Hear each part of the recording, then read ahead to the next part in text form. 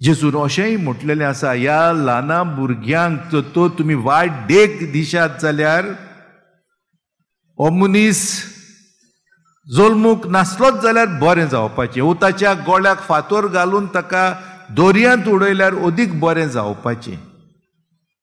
देखून आमी नोमणे जावंक जाय ल्हानविकायेचे कालतेपणाचे.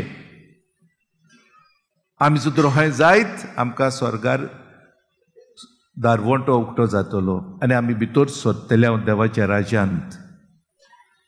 जायते आमकां पॅरेबल्स आसा, जायते आमकां घडण्यो पवित्र पुस्तकांतल्यो आमकां मेळटा. एकलो फारिजियो, एकलो पुब्लिकान पातकी, तो ओत थंयसर दारवंटो आसा कोनशाक, थंयसर तावन आपणाचें ओड्डें बडयतालो, सायबा हांव पातकी. आनी दुसरो फारिजियो म्हणटा पळय तो सारको वेदी मुखार आसलो, हांगासर आसलो. आत आपणाचें विस्तारतालो आनी म्हणटालो व्हडलें शक्ती दाखयतालो, आपणाची ती कापासिदाद दाखयतालो.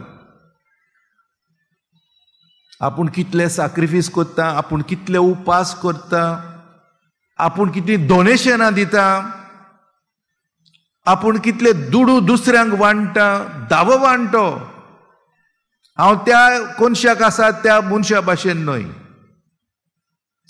आनी जेजून हें सगळें ऑब्जर्व केलें आनी जेजून पोरजेक सांगलें, जाणात तुमी देवाक कोण मानवलो पळय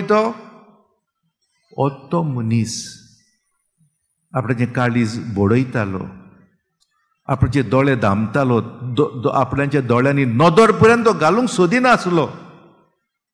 आनी न्हय तो मनीस नाजूक आंगुस्त्रांनी न्हेसलोलो आनी रायट इन फ्रंट मोदेकोत आसलो ना.